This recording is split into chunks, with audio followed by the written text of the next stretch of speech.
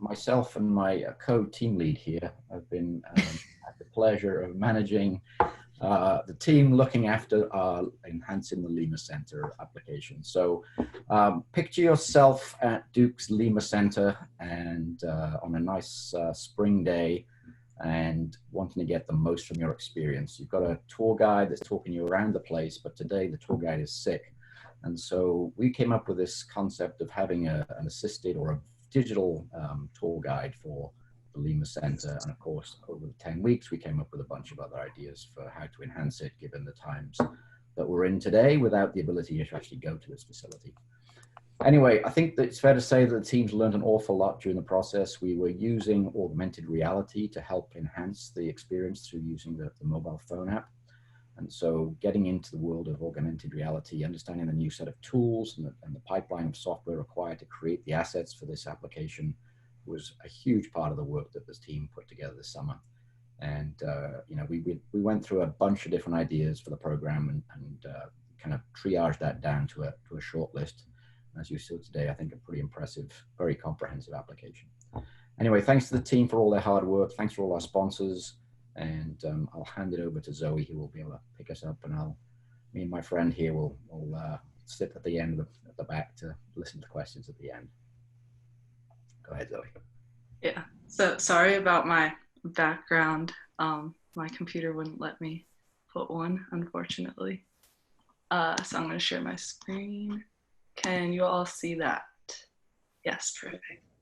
All right, so thank you all for joining us today. We really appreciate you coming out. We are the Duke Lemur Center team, improving the Duke Lemur Center experience. And if you have any questions, feel free to put them in the chat or to ask them at the end. That would be great.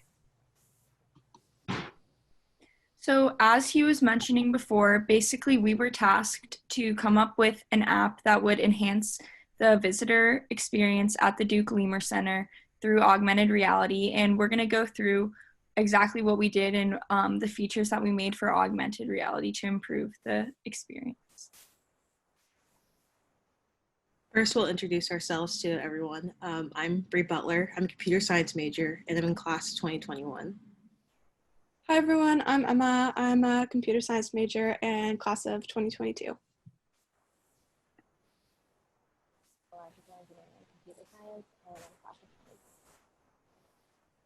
Hi, I'm Riley. I'm studying electrical engineering and computer science and I'm class of 2023. And I'm Zoe. I'm studying computer science and I'm class of 2022. So we just wanted to, first of all, thank our stakeholders and partners. We were obviously working with the Duke Lemur Center, but also a grant for the National Center for Women and Information Technology. And then we were also working with Maria Gorlatova from the ECE department. Go through our general process. First, we decided to brainstorm what features we would want to include in our app and what things that we would want so that it would enhance the visitor experience. And then after meeting with stakeholders, we were able to narrow down which ideas were actually feasible to complete within our 10 weeks. And then our next step was to kind of split up these tasks so that each person was working on a different feature within our app. So for example, one person was working more on the storyboard and the general framework of the app. Another person was looking at 3D modeling, and then another person would be looking at texture mapping. And then after this, we combined all of these different features together into one main project. And then from here, we had to make sure that everything was compatible and that the app flowed well together. And so even though we were working on individual parts, collaboration was really important to make sure that the entire app was standardized. And so to achieve this, we used a lot of different tools, especially because we were remote this year, such as Teams, Box, and Zoom. And then we also used many different tools for the technical features that we were including. So for example, with the 3D modeling and mapping, we used Blender. To create the actual app, we used Xcode. And then for a lot of the design features, we used Adobe products such as Photoshop. Great, so now we're gonna take you, through a demo of our app. Welcome to the Duke Lemur Center app, an app created to improve the Duke Lemur Center in-person and remote visitor experience using augmented reality features. So this is the home screen that visitors see when they first open up the app. At the top, they can scroll through some photos of the lemurs, as well as check out a news feed below. Let's look at this recent post about the new baby dwarf lemur that was born. Cute! Great, so if we head back to the home page, you'll notice some features here at the bottom. First, let's try clicking on Donate to make a gift to the Lemur Center. Here, we can enter the amount that we would like to give, and then proceed to donate using Apple Pay. After the secure transaction goes through, you'll see a thank you page explaining what your donation goes towards. Returning back to the home screen, we can also learn more about the history of the Lemur Center by selecting the About Us page. Here, visitors can learn more about the mission and the impact of the Lemur Center, which will hopefully leave them inspired to get more involved. And if we're interested in visiting the Lemur Center, on the Visit tab, we can schedule a tour, learn about visiting hours, and we can even call the Lemur Center in case we have any questions. Now that we've learned about the tours offered at the Lemur Center, as well as the amazing gift shop, we might be wondering where exactly the Lemur Center is located. Let's select the Directions button. Here, the location of the Lemur Center is displayed on the map, and visitors can also follow the detailed directions below to successfully reach Lemur Landing. Returning to the home screen, we've now covered the basics, so let's explore some of the other exciting features of the app. First, let's learn more about the lemur species found at the Duke Lemur Center. Here, we can select a profile of each species that can be found at the Duke Lemur Center, and if we select one of these, we can view photos as well as learn more about their feeding habits, conservation status, behaviors, reproduction, and more. This data is all being read in from a JSON file, which allows for maximum flexibility.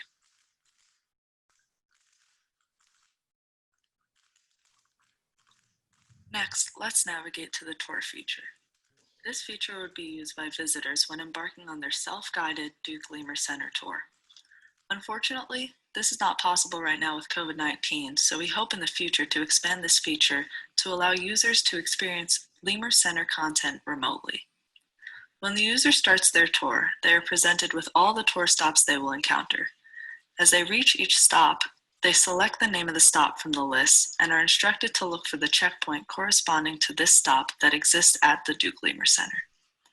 This checkpoint is then recognized by the app, and specific content corresponding to that stop on the tour is presented using augmented reality.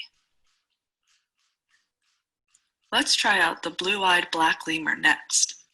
As we scan the checkpoint and look for the content, we see that more content is coming soon. In the future, we hope to work with the Duke Lemur Center to include more videos and fun and educational experiences for the visitors on their tour. Let's tap the menu button. This time we want to try out the face filters. This will open up the camera and the Duke Lemur Center logo will be displayed. By tapping, you can see what you would look like as different types of lemurs in the Lemur Center. Xcode's AR kit has facial tracking configuration that detects and provides information about the face. Using this, a 2D texture can then be mapped on the user's face, creating the effect of the face filter and making the user look like a lemur. User moves their face, AR kit continues to track the face and appropriately displays the filter. The image overlaid on the face filter was created in Photoshop. Not only is this a really fun feature to play with, but we can also save these pictures and look back on them later or share them to social media. By clicking on the camera button, you can save the photo to your camera roll. Then we can go to our camera roll and look at our most recent image and see that the picture was successfully saved.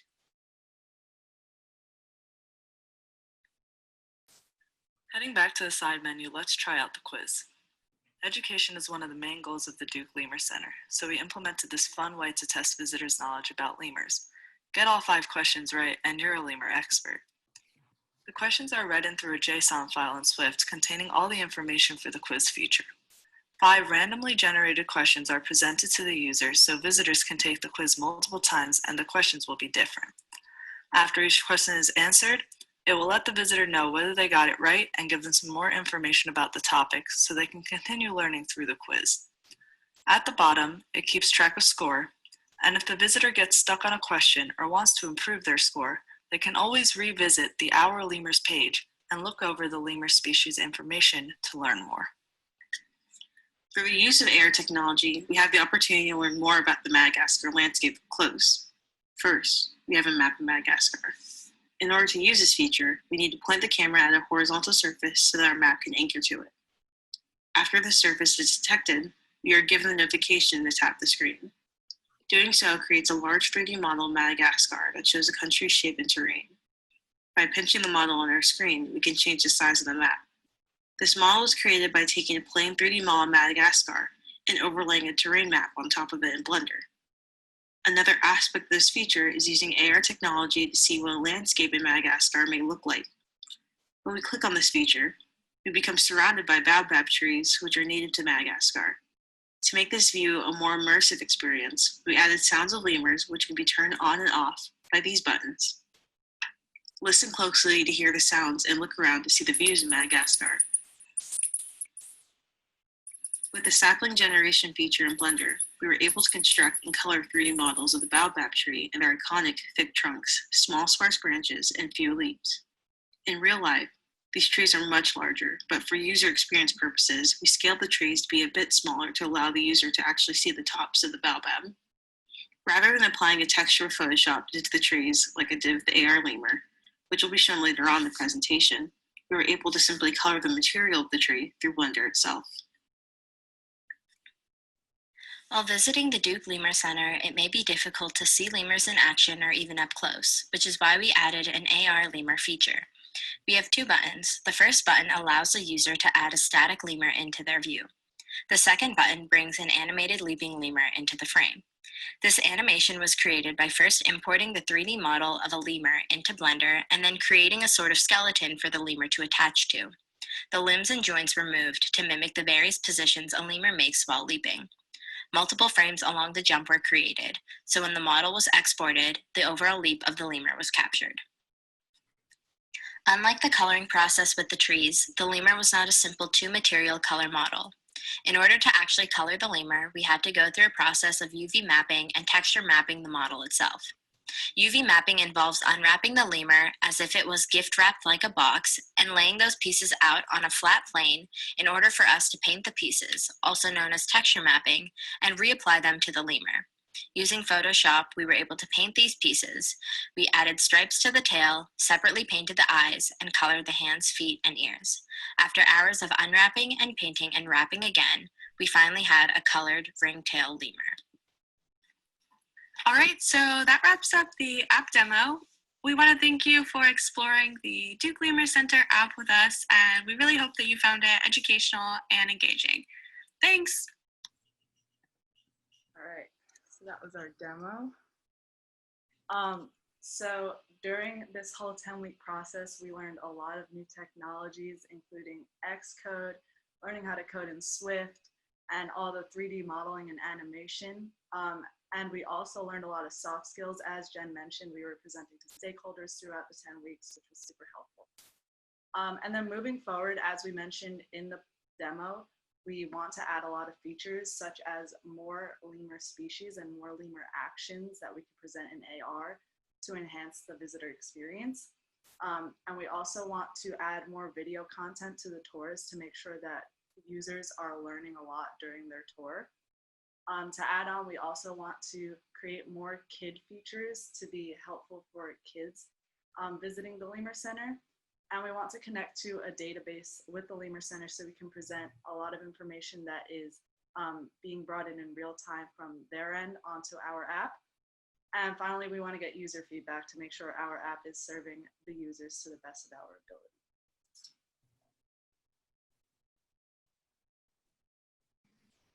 We want to extend gratitude to our stakeholders yet again and to the entire Code Plus program for giving us the opportunity to participate in this and give us this learning experience. And then lastly, to end things off, we wanted to open the floor to possible questions and feedback that you guys had.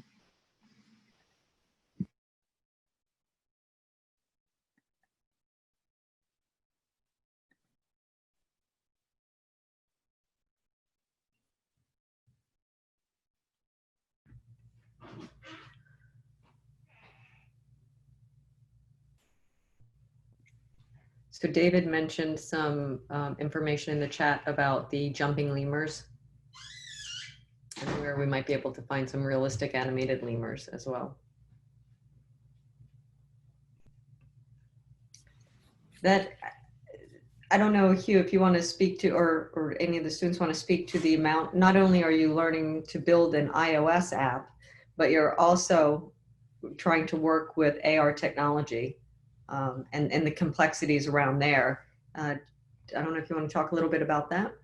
Yeah, I think that was a really key piece of this project, was getting the team that were unfamiliar with mobile apps and certainly unfamiliar with the whole 3D modeling landscape. And I think compared to previous years where we've kind of focused on mobile apps or web services with mobile apps, we were really exploring technologies that certainly I had never used before. And I don't think any of the team had either. So we kind of stumbled around a little bit along the way, but learned an awful lot of the process, and understanding more about the 3D pipeline was a big learning experience for everybody. Our wrap-up conversation with some of the executives over at Adobe really gave us some pointers and kind of just validated what we'd learned during the summers, that the entire industry is in this state of disarray, and there is no perfect pipeline of these tools. So you're trying to do the best you can with the tools that are available. And so it was great to see the end results of this thing.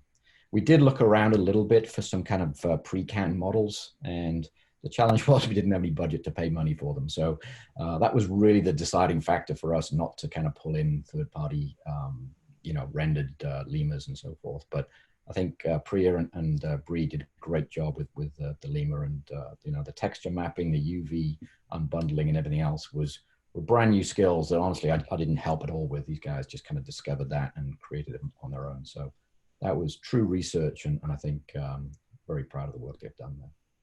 It's amazing the transition of that lemur over the past week. I'm seeing it last week to this week. It is absolutely amazing. I love the, as Tracy mentioned, the face filtering. What made you think about that?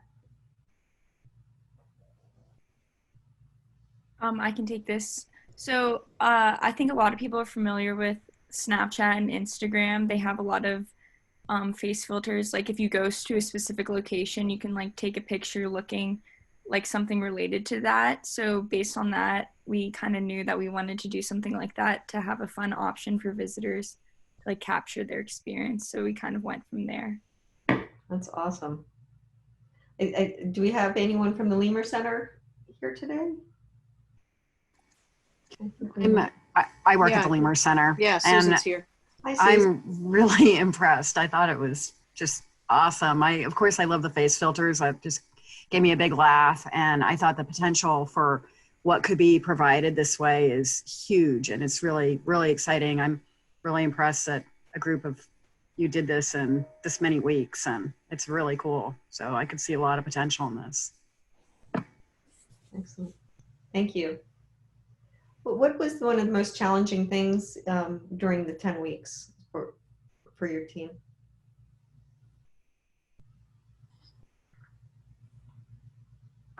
I can take this. So like Hugh said, all the AR technology and even the app building was totally new to us. So we spent a lot of time trying to, learn how to make 3D models. I remember I made a lemur that ended up looking like a watermelon somehow. So it took a lot to learn, and it was very difficult, and especially in a remote setting, it's not like we can just go to the desk over and be like, oh, can you help me with this? But thankfully, Code Plus provided us with a lot of ways to collaborate, and we overcame that and came up with pretty good looking lemur. So yeah.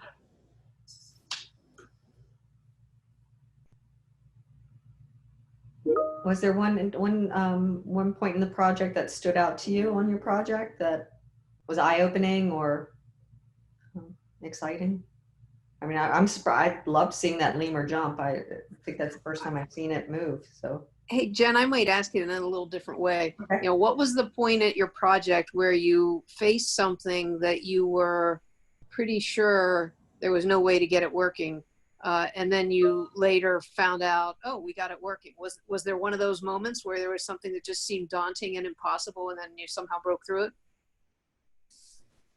I can take this one. I would definitely say that the lemur itself was definitely what the main like idea of the project that we kind of looked at. We're like, I don't know if we can actually do this, and then voila, with like previous hard work, like we're able to get like an animated lemur. So it's very exciting to see it like actually in the app and working.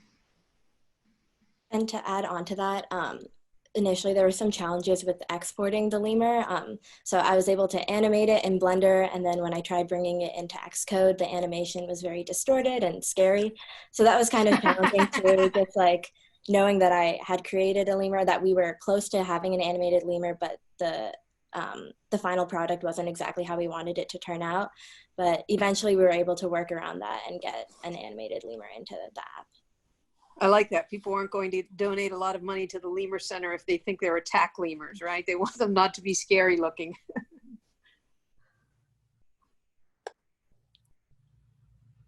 See, Did you guys? from Miranda. Sorry, one more question, if I could, Hugh. Did you guys? You were sponsored in part because of this this program through the National Center for Women and Technology, or Women in IT. Did you have much engagement or anything direct with that, or they were just the benefactors in the background who provided some funding and helped us to make this happen?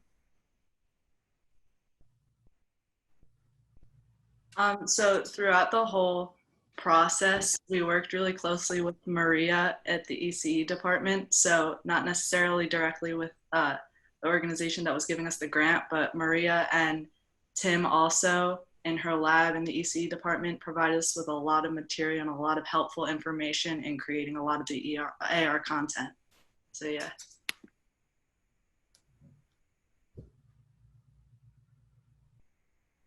Yeah, thanks again for the sponsorship for this. This whole program was very much a research project. We didn't quite know what we'd end up with at the beginning.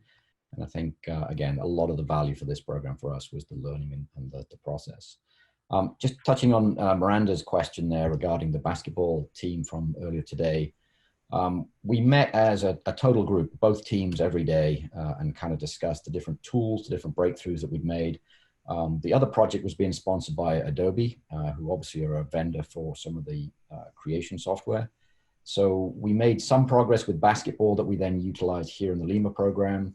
The animation work that we did here in the Lemur project was transferred back to the basketball team. And at the very end of it, I think the two teams were using essentially the same pipeline of tools. Adobe have a product called Mixamo that was an animation tool primarily focused on humans and humanoid objects. So we had to do this Lemur animation full custom, which is an extensive amount of work. But with the exception of that, I think most of the flow with the product creation, the Photoshop, the dimension tools, the Blender environment, and then Apple's Reality Composer and the Xcode environment were really the main key components that both teams shared. And I think, again, the learning of what a 3D pipeline is was a big deal. You don't see that in the end result, but it's part of the process to create the entire product. So that was a big sharing between the two teams. I was curious, Hugh or someone else, which components you used Reality Composer for? Yeah, so Reality Composer, we were initially using that to try to get the models to actually come into the app because there were, again, as I mentioned, some errors with the file conversion. But in the end, I guess for this project, we didn't need it because the file ended up working as a normal 3D model file.